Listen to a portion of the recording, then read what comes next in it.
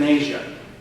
And most of you might know what it is, or think you know what it is, but if you're listening to the media, you might have a different view of what it is.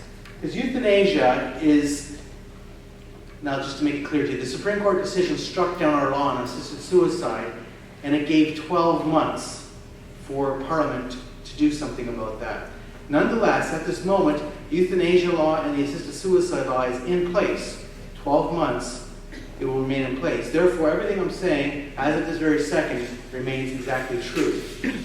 Euthanasia is seen as a form of homicide in Canada.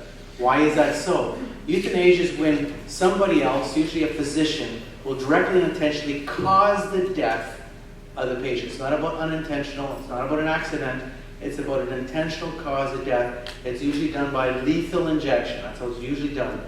Obviously, we're not here to discuss how else it could be done, but usually that's how it is done.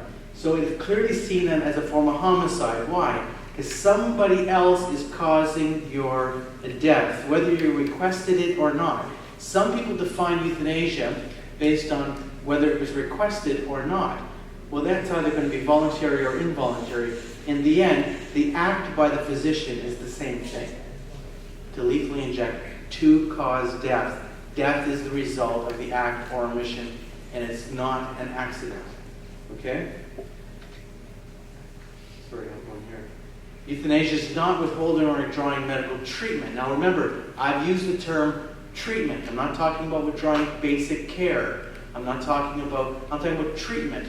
And now I'm speaking to a mainly Catholic audience. I'm not assuming everybody in the room is Catholic. So I'm going to give you the legal ideas. If I wanted to give you a longer talk, I could actually give you more of a Catholic theology behind certain of these things. But I'll give you the legal reality. The legal reality is anybody can say no to medical treatment. Okay?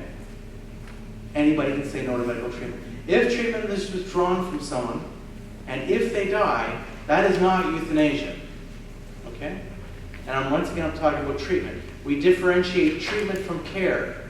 Basic care. Now, if you remember, some of you might know the Margot Bentley case. I'm not going to get into it right now. But that was about her family wanting her basic care, food and fluid, that she was being given by what? Spoon and cup, to be withdrawn from her, to be withheld from her.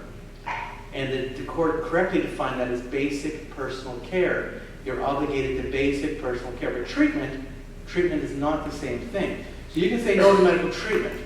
That is not euthanasia. Clearly it is not. The other side will often say, but Alex, we do this every day and somebody dies. Is that not the same thing? If you withdraw treatment, somebody may or may not die.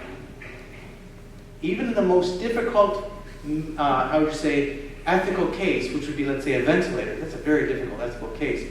I'm not saying that we should just withdraw ventilators. What I'm saying is when a ventilator is withdrawn, someone would say, isn't that the same as euthanasia? And I would say, well, maybe. But if you give me a lethal dose, what happens to me?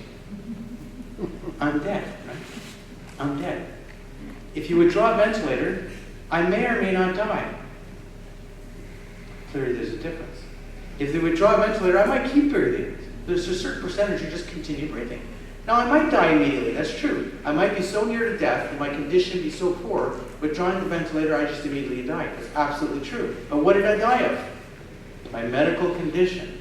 Clearly there's a difference between lethal injection and withdrawing treatment.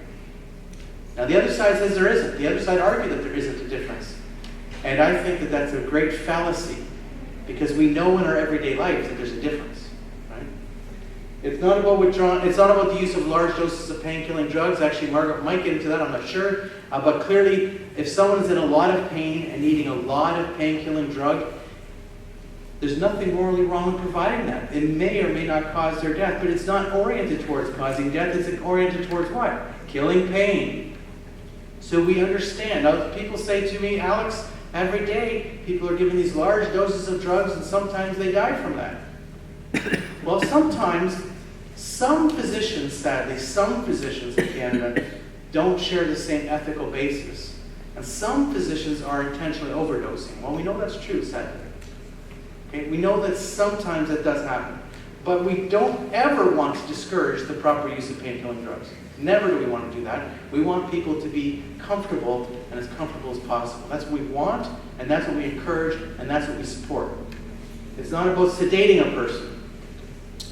So the argument is made all the time. Well, Alex, today when someone's in intractable pain, we can use drugs to put them into a sleep. Is that not the same as euthanasia? And I say, well, no, it's not the same as euthanasia. If you lethally inject me, I am dead. If you put me into a sleep, you can then withdraw those drugs again and I come out of the sleep. Right?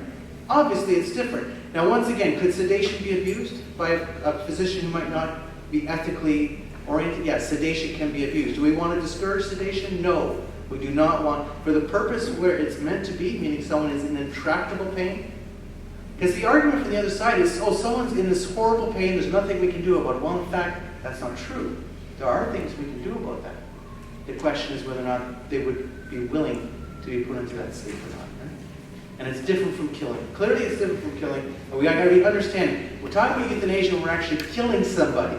If the end is the cause of death, and it's not the long-term end, because that's the long-term end for all of us. We're all going to die. It's the immediate end, right? It's happening immediately, intentionally. Okay?